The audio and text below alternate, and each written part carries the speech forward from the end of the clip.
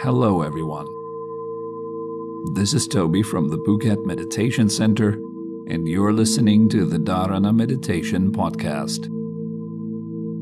Let's sit together, calm the busy mind, and explore topics concerning character development, meditative training, and deeper self-knowledge.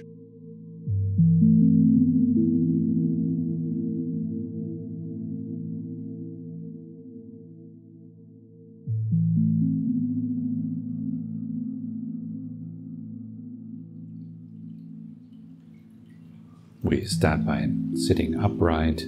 The head is suspended from above.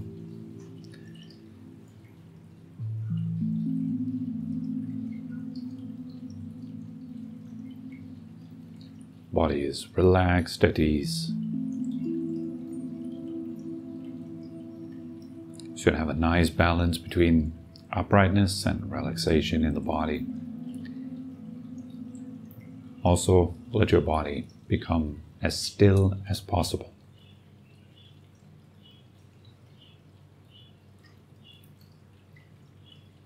For the time being, try to avoid any unnecessary fidgeting around and movements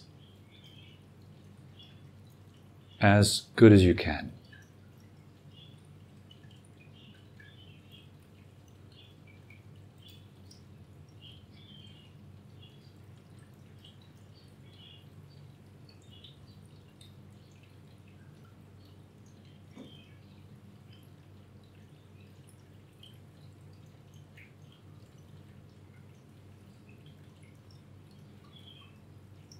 Now let's take a couple of deep, long, comfortable breaths.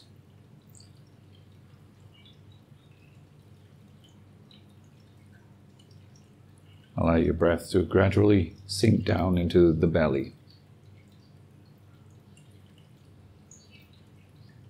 Getting a sense of breathing with your entire body.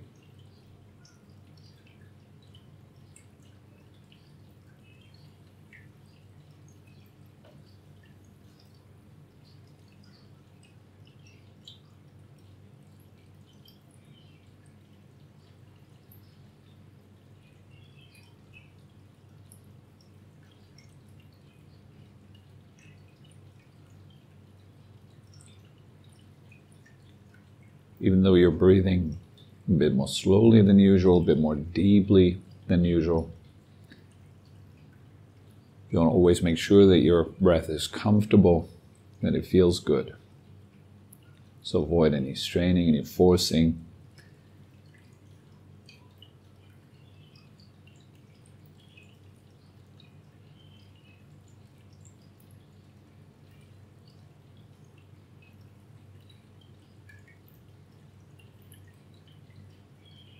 Let the breathing feel nice.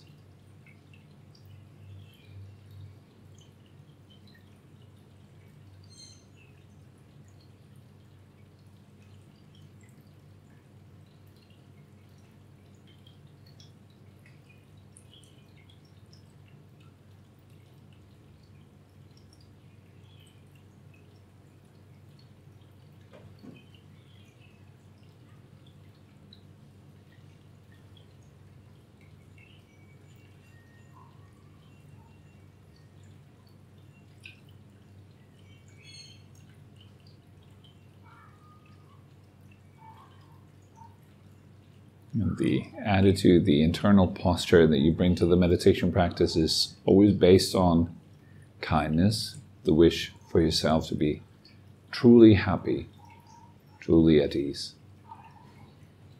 And compassion, the wish for yourself to be free from suffering, free from stress, contraction, tension.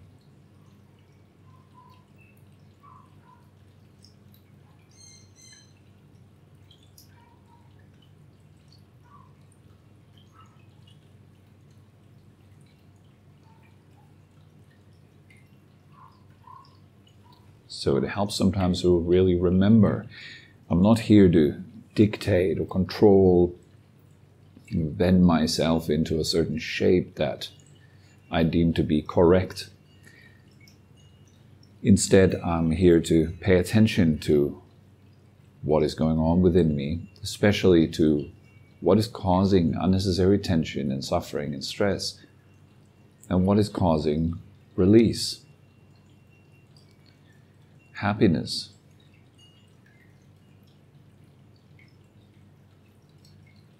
a sense of ease and peacefulness.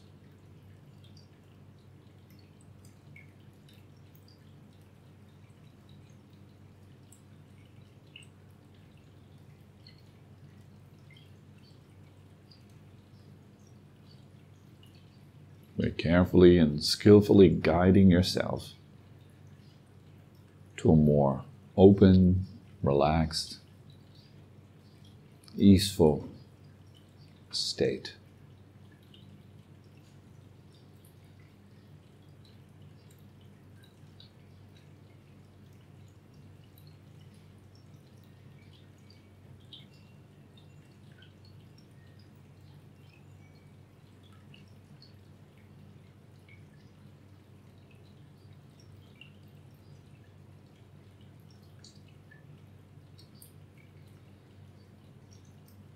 You can ask yourself, what am I doing at this moment? Is this contributing to peace and happiness, or is it making the situation worse?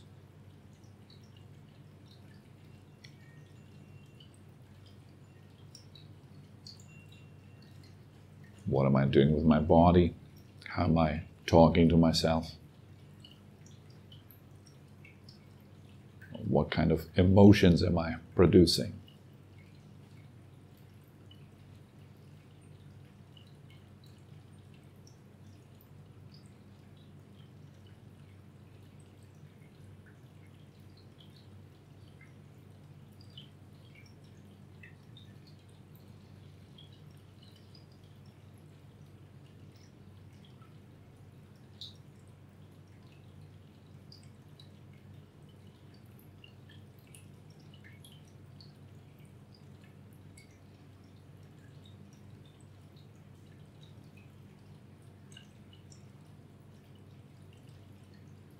When we come to stage 1, in the first stage, we're liberating the body from all the unnecessary tension, all the unnecessary accumulated stress,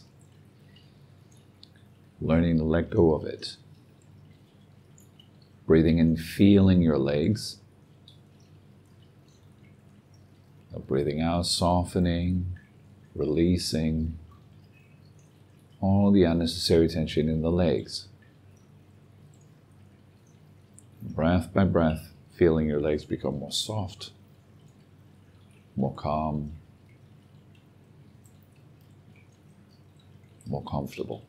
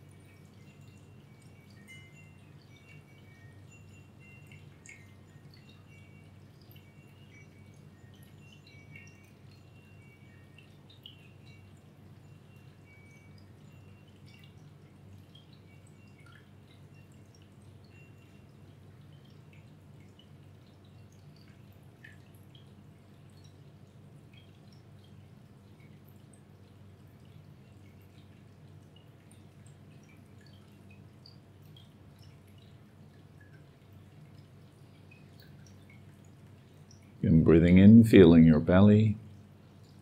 Breathing out, softening, releasing the belly.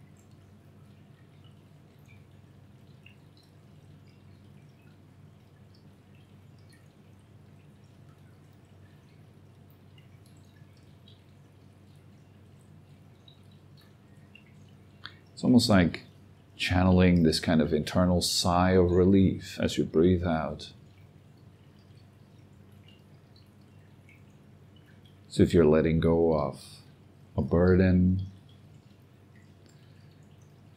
so you're finally arriving, finally able to really relax and let go.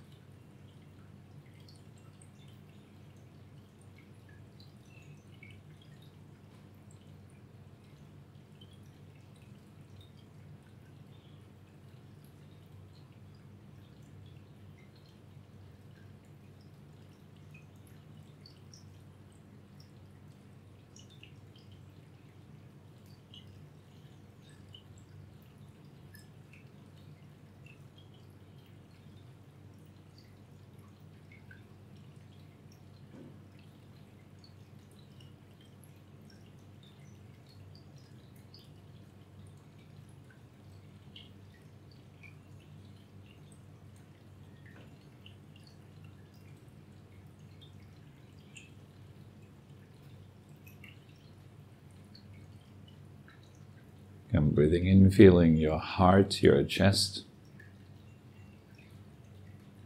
And breathing out, softening, releasing the heart and the chest.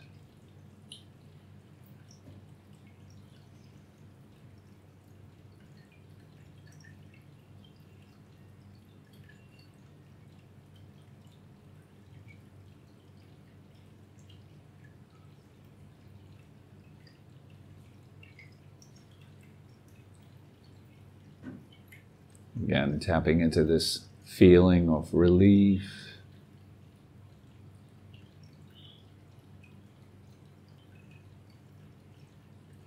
the feeling of the end of all my problems,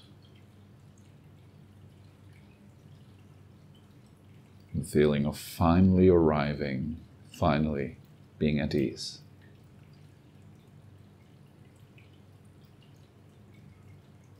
Finding that in the area of the heart, the chest, as you breathe out.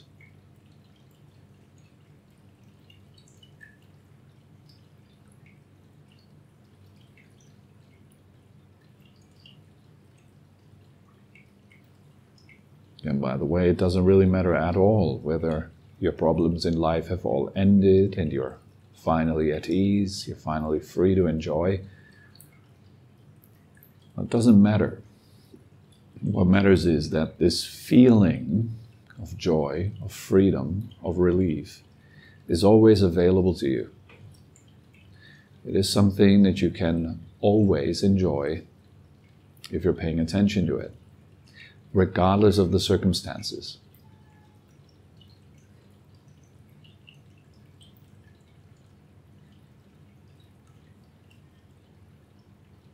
You're always free to find a sense of ease, of happiness within yourself. that exists independent of circumstance.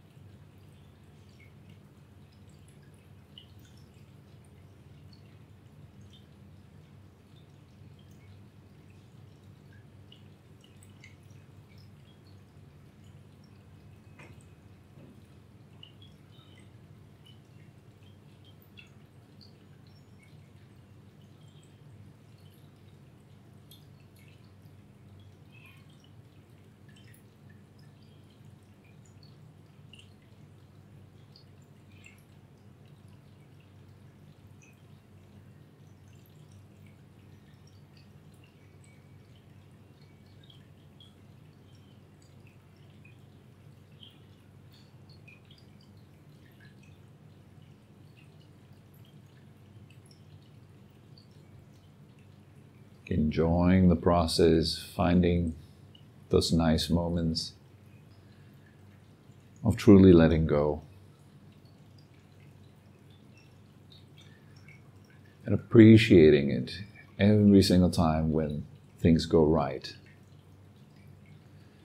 when you become a little bit more relaxed, a little bit more open. That's something nice. You're moving in the right direction.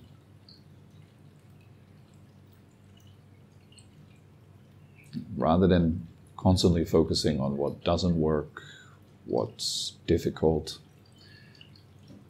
what you're incapable of doing, focus on what you're capable of doing. Focus on what you're good at. Focus on those little moments of success. Learn to enjoy them, to appreciate them, and take you deeper.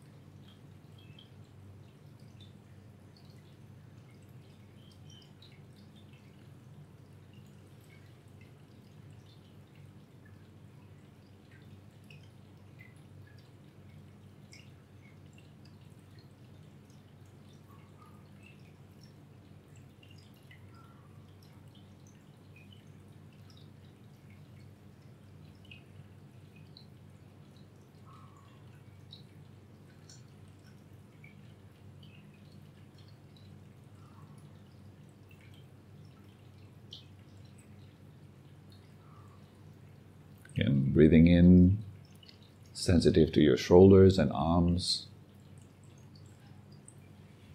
Breathing out, softening, releasing, opening shoulders and arms.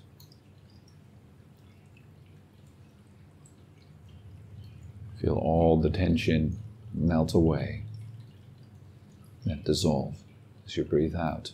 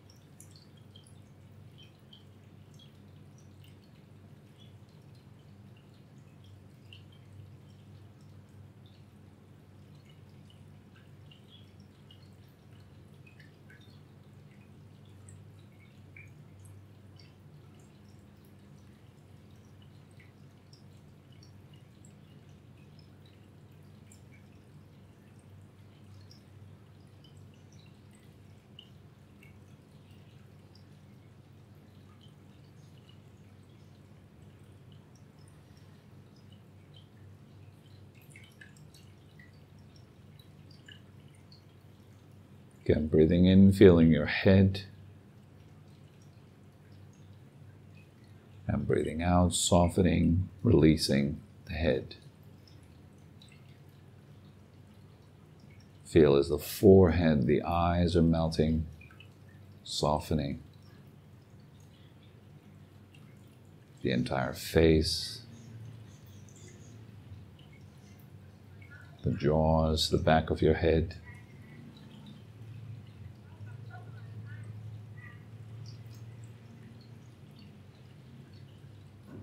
And all the tension that's stored in your neck, how it gradually dissolves, evaporates, or melts away.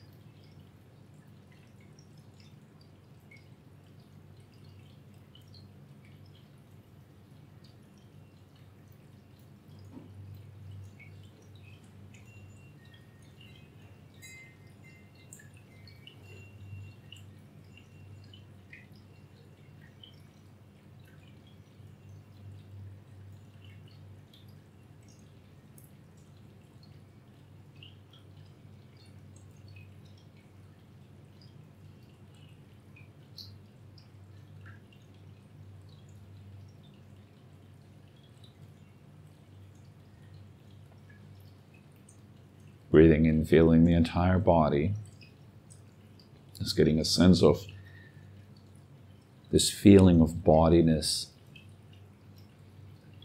As you breathe out, let that feeling become soft, open, released.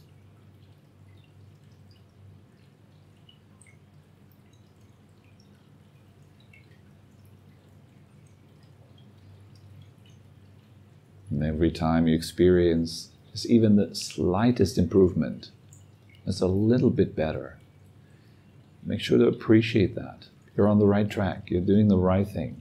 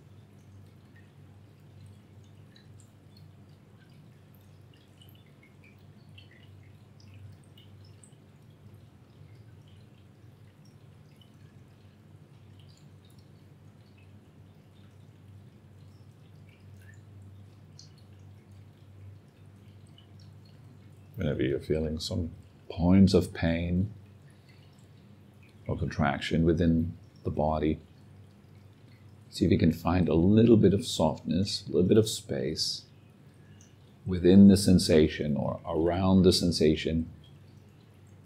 As you breathe in, as you breathe out, finding just a little bit of release.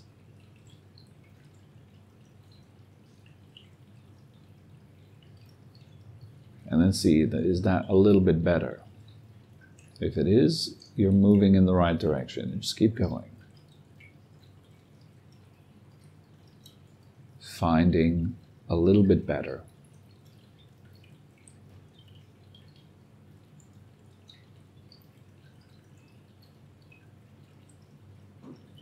Sometimes you need to experiment a little bit with your breath.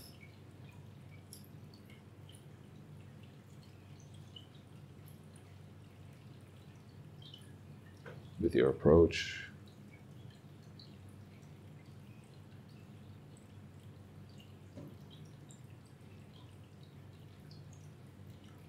With your attitude as well.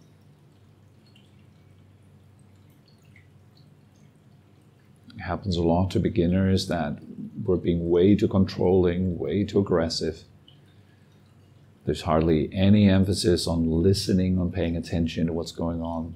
And it's understandable because we don't like unpleasant sensations. We kind of just want to push a button and get rid of it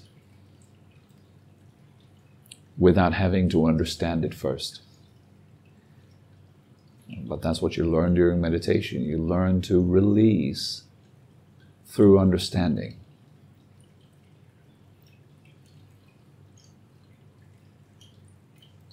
And it's by far more powerful and long-lasting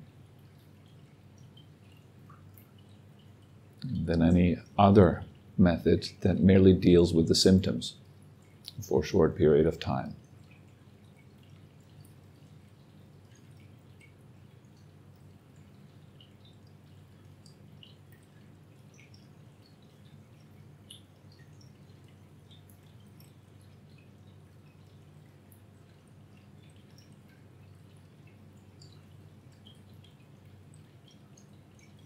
One of the great things you can see and understand for yourself is that you are at the center of every little bit of tension as a producer, as a holder of it.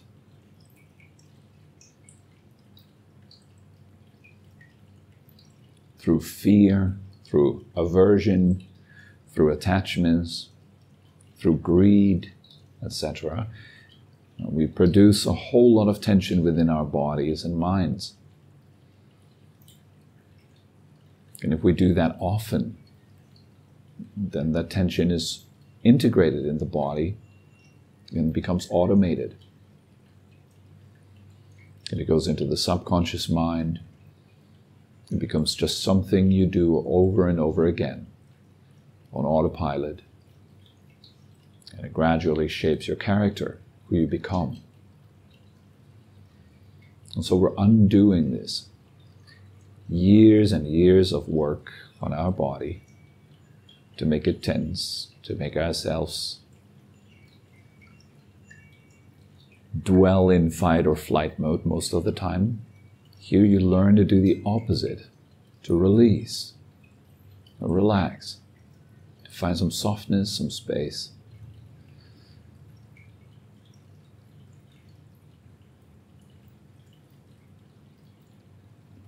Even through challenges.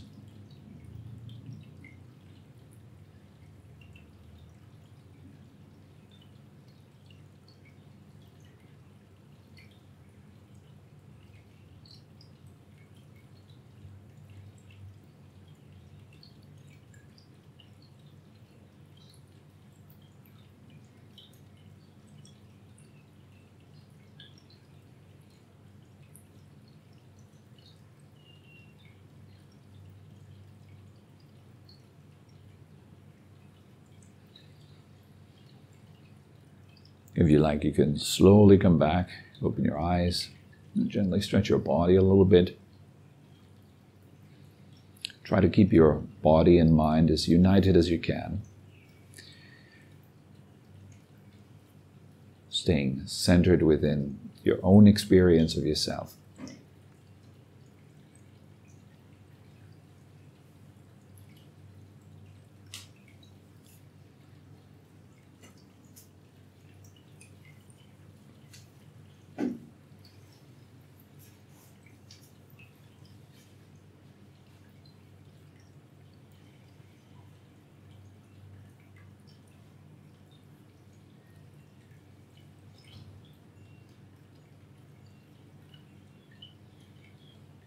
Notice as you're opening your eyes, you may be coming back into old habits and patterns, going immediately back into a bit of a more tense situation in your body.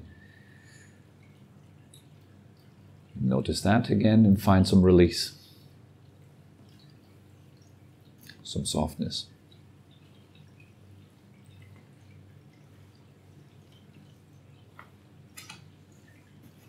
Let the meditative state bleed over into your everyday state.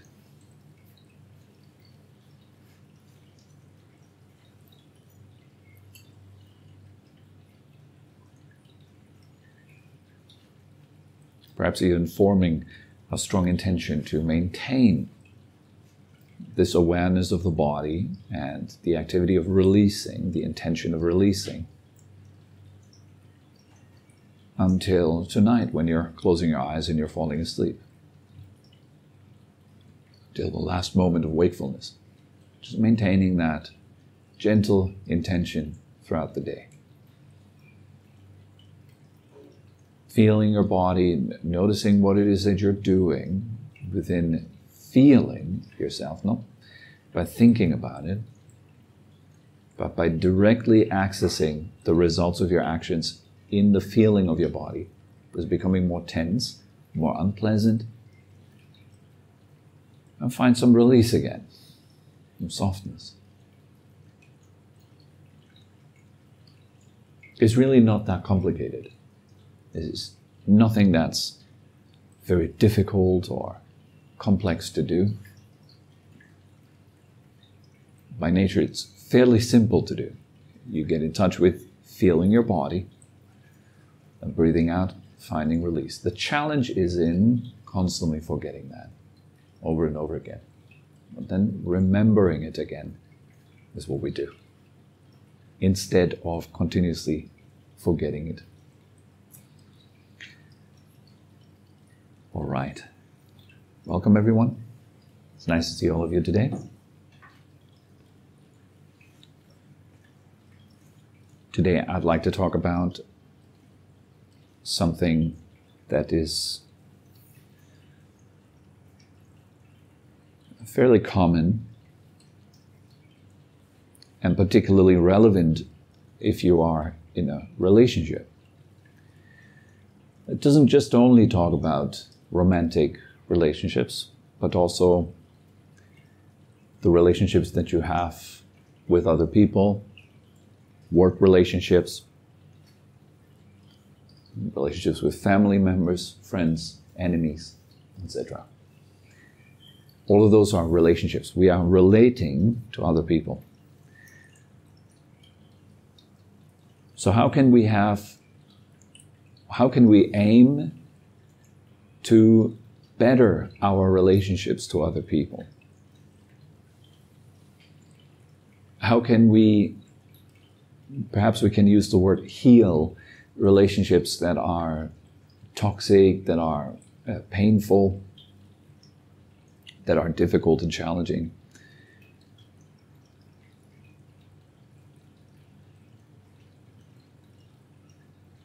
How can we make sure,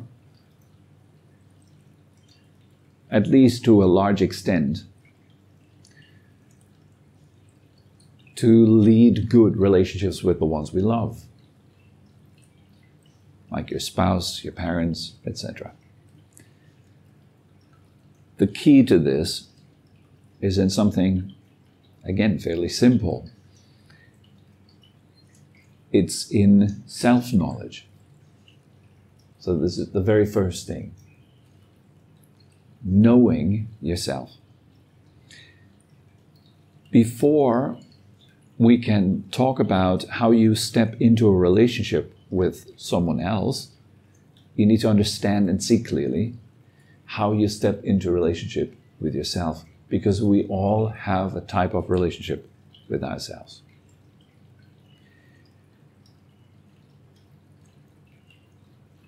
That relationship with yourself will end when reaching enlightenment at any given stage. There will be no such thing anymore as a relationship with yourself. There is then unity between the varying parts of the body. They're coming back together. varying parts of the mind are coming back together. So there's a bit of a more, you can say, harmony.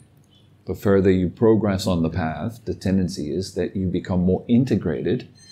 All the various parts that have been abandoned, that have been discarded over a long time, are reintegrated into your being.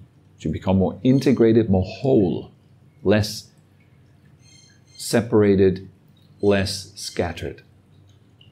Right now we could, if we look at our mind, I think for most of us, there's little doubt that the mind is very scattered, right? It's very broken up.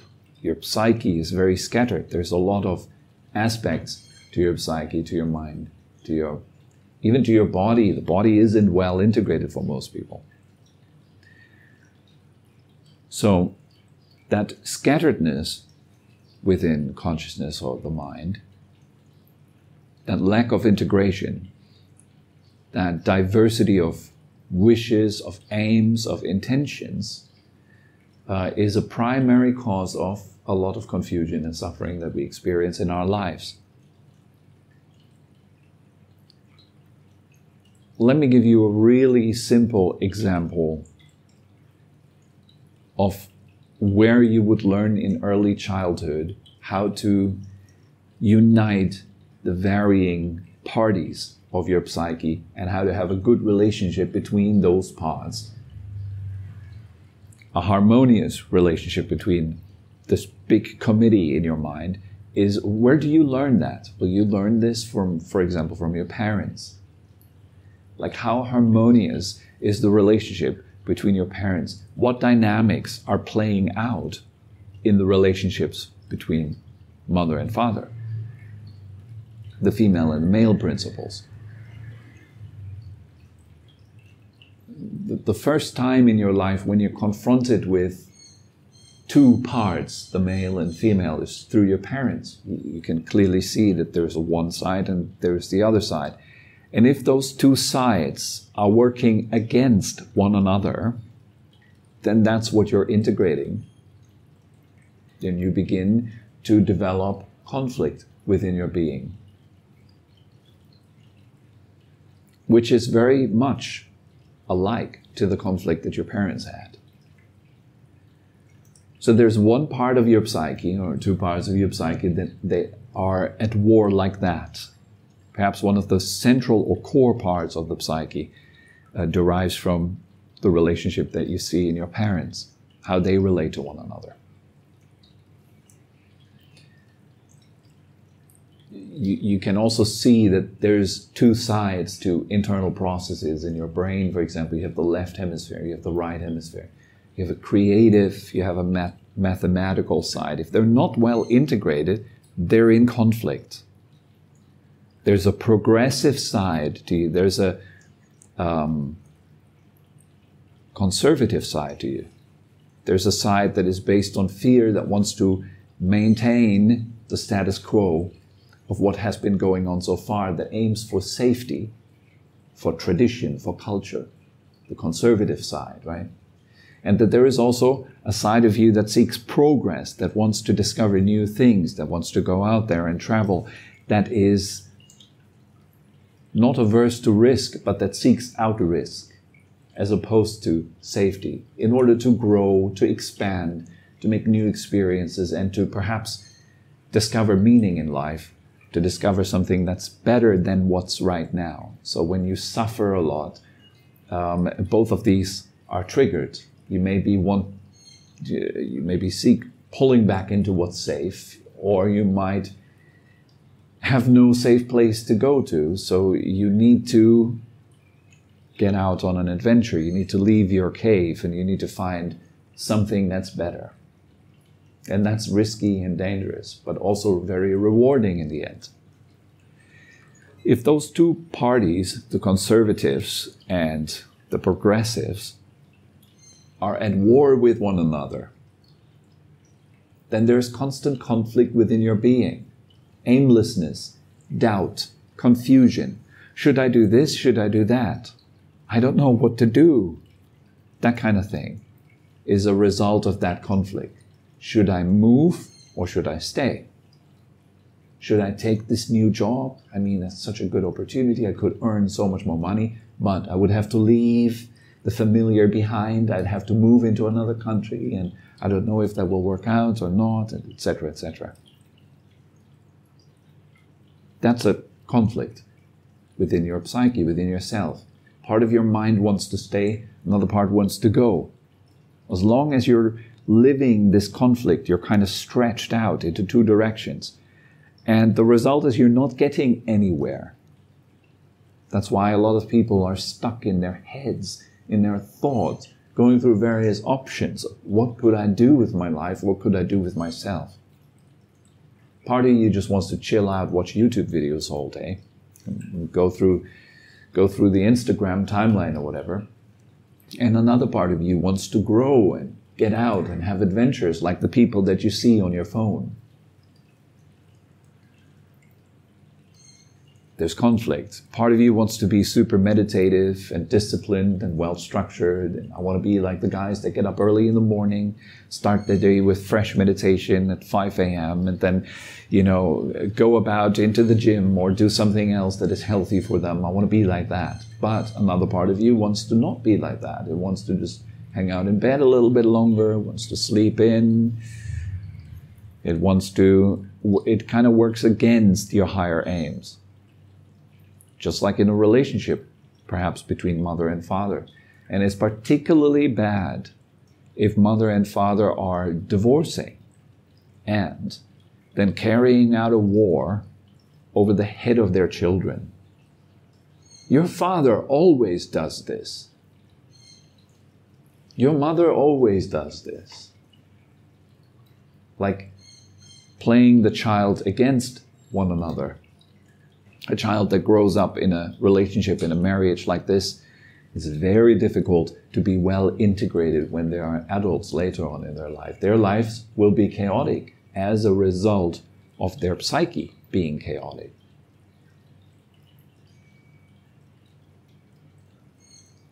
So let's simplify the whole thing a little bit, because, you could comb through your whole mind and your psyche and you would find an endless, infinite array of conflicts. So many conflicts. And to solve all of them is lifetimes of work. Instead of trying to mentally go about this and thinking about all of my problems and where they come from, and then trying to solve them that way, is way too slow a process. And basically the end result is the same. If you go to a psychiatrist or a psychologist and you're talking about your past, the aim is essentially that the psychologist brings you to a place where you feel that you have now a permission to actually let go. And then the work begins to actually let go.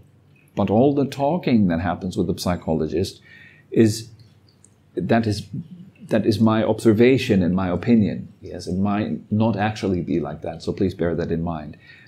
But the way I've experienced this process and observed this process, it seems to aim at the talking, leading the individual to a point where the individual is finally willing to take responsibility and actually let go and actually stop hurting themselves based on their past over and over again. Basically stop replaying who they were today and keep doing that on repeat. Like they're stuck in your old personality. We want to keep a sort of integrity. The job of the psyche, the overall psyche, is simply to keep an integrity in yourself, to maintain yourself and whatever pertains to your self-story, to keep that intact.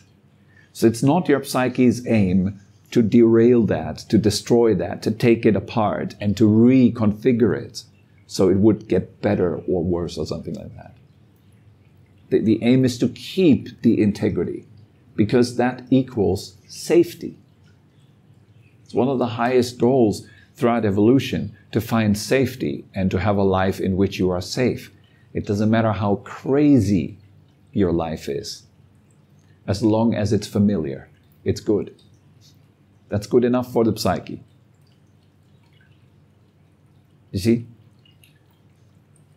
Doesn't matter, I say that again, it doesn't matter how crazy your life is. It's good enough for your psyche as long as it's familiar. Because to the psyche, familiar equals safe. Equals that's the known. So who I was is the known.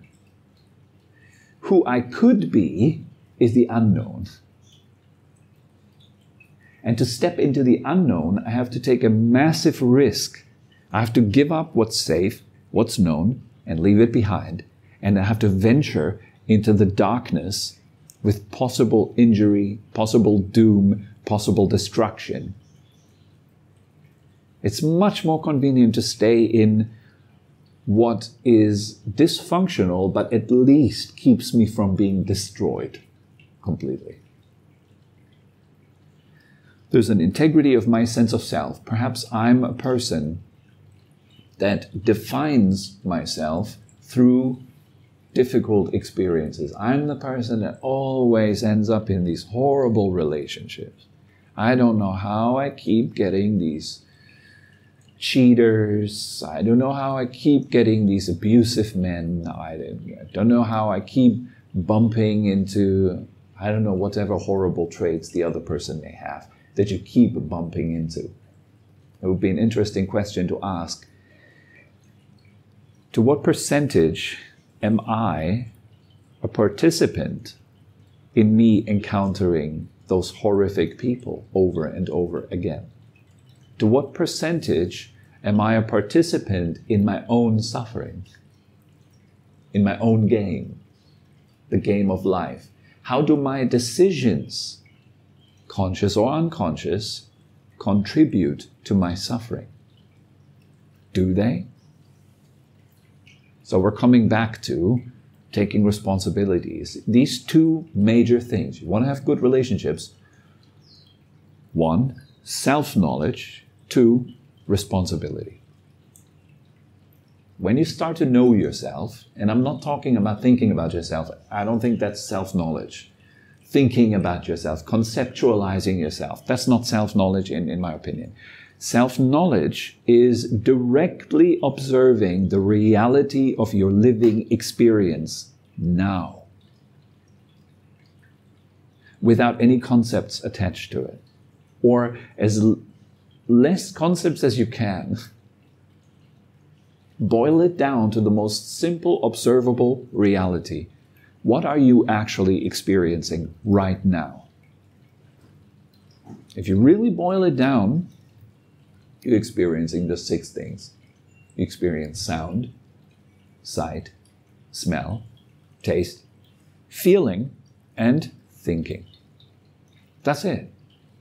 There's not more than that.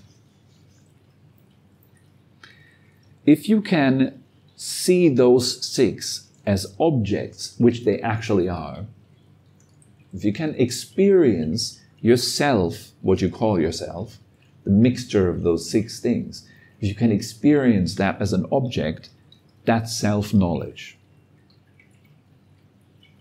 And it's the beginning of self-knowledge. I need to correct it like that. It's not pure self-knowledge. It's the beginning of self-knowledge.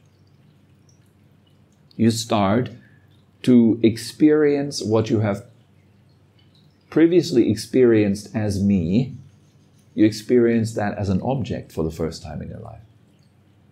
To a lot of people, it's like when I tell them, do you have a voice in your head? A lot of people instinctively say, no, I'm not crazy. I don't have a voice in my head. But upon closer inspection, a little bit of introspection, a little bit of looking inside, they notice, oh, actually I do.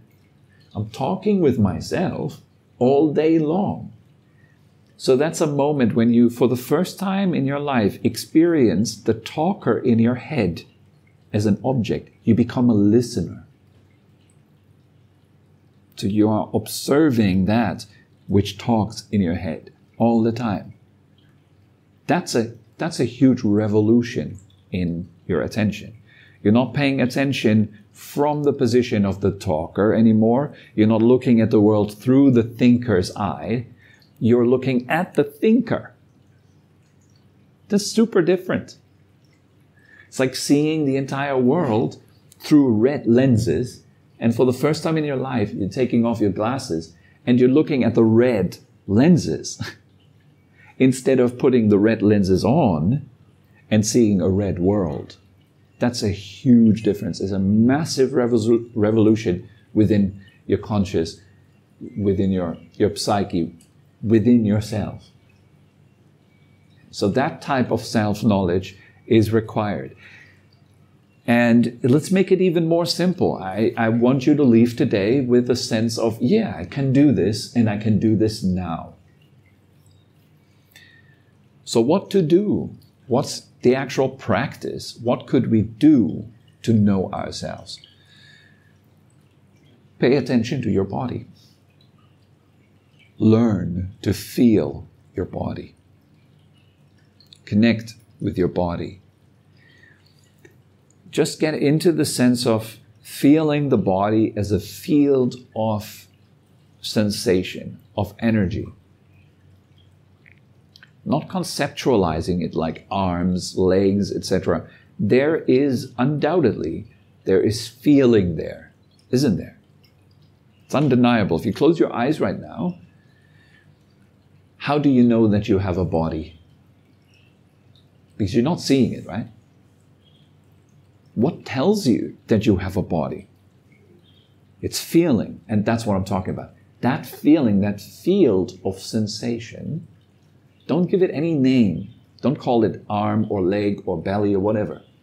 Simply feel it for what it actually is. Does it have a shape? Does it have a color? Stop imagining an arm or a leg on top of it, because you're giving the feeling a shape through that imagination. You're conditioning your feeling. Instead, see it for what it is. Is that feeling moving? You know, you can observe all those things. And here is what's really important. First of all, you need to train yourself to get in touch with your body like this, to feel your body. Once you can do that, then scan it for contraction. A sensation that is unpleasant, stressful, contracted, tight, like holding. Can you feel any part of your body right now that's a bit uncomfortable, that's a bit blocked, contracted, tight, tense? If you can, then as you breathe out, release a little. And when I say a little, I encourage you to release just ever so slightly. 0.001% better. And as you release, you find a little bit of space, a little bit of openness. Your whole experience becomes a little bit better. So how far could you take that? If you were continuously making steps towards better, better, better, how far could you take that? Like how open and spacious and comfortable could you become in your body if you were making that your primary goal in life, to find comfort in your body right now? Instead of being stuck in your thoughts and in your head, it couldn't get more practical. Get in touch with your body, feel where you're holding tension, where you're stressed, and release. Following scenario, you're in your car, you're on the way to an important appointment, and you're stuck in a traffic jam. You will be late. How does that feel like in your body? Don't give the feeling any name. Don't call it frustration, anger, impatience. Don't give it any name whatsoever. What are you actually experiencing if you take away all the words? What's there? What's that like? Now your challenge is to breathe out and release.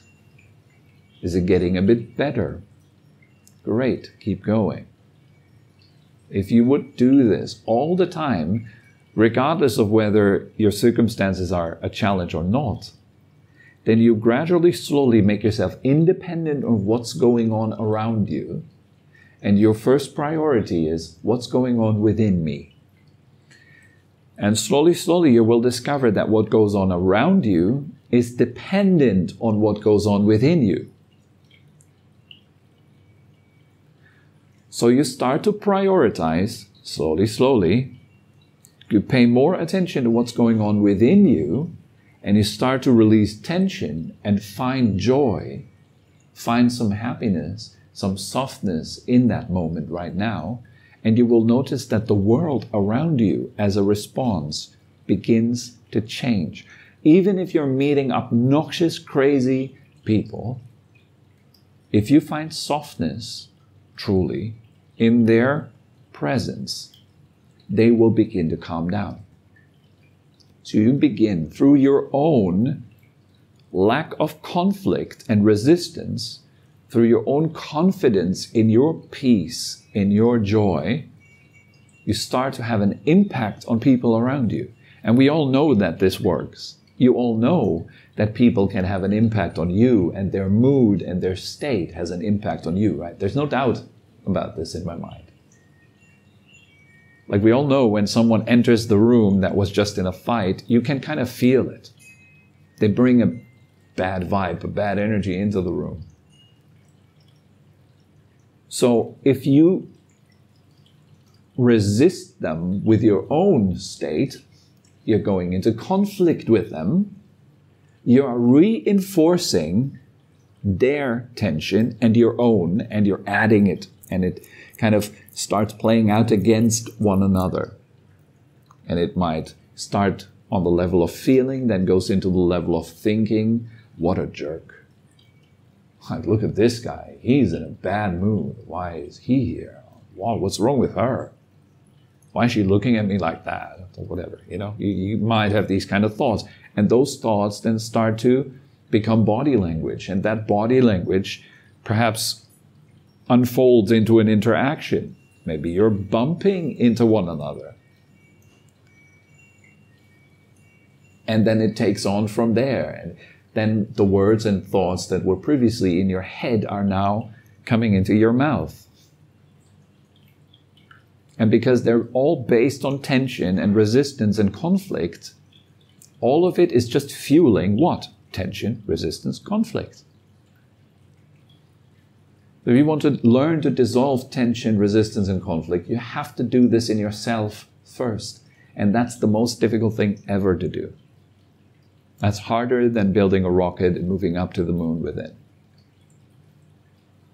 It's easier to become a rocket scientist than actually paying attention to yourself, noticing where you're holding tension, and beginning to release it over and over again. That's what it means, taking responsibility. You're not adding your own suffering into the relationships that you have with other people. Can you do that? So what if people bring their suffering to you? Well, if you have space, it will just dissolve within your space. It cannot continue because there is no conflict. There is no crushing into something because there is not anything there to crush into. There is no conflict.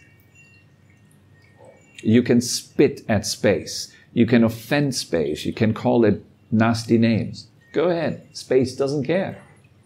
Space will never be offended by if you're trying to kick it and punch it and you go ahead. You're the one ending up exhausted. But space is just space. So the more space you have within your being, within your presence, the less you are living in conflict with the world. Even better, the less you're living in conflict with truth, with reality, the less you suffer. And the more of an opportunity other people have around you to let go of their suffering. That's the option. So this is how you have good relationships. You need to have your priorities straight.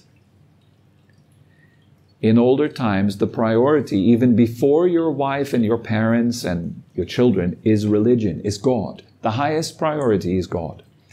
The highest priority is, for a Buddhist, it's to take refuge in the Buddha, the Dharma, and the Sangha. The highest priority is, in my opinion, and should be religion, before everything else.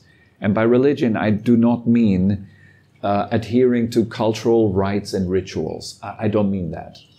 By religion, I mean those who sincerely seek out God, seek out the divine, seek out that which is holy and sacred. Before the world, the sacred has to have a place. It has to have the first place in our day-to-day life. Just when you wake up, let your first thoughts, your first actions go to what is holy. And then to the other things. Once you have your priorities straight, you will never have to enter relationships with people in the world based on fear, because you're already well protected, well guarded, and you're already well established in that which transcends the world. So you don't need to worry about worldly things, worldly stuff, worldly relationships, because you're grounded within spirit.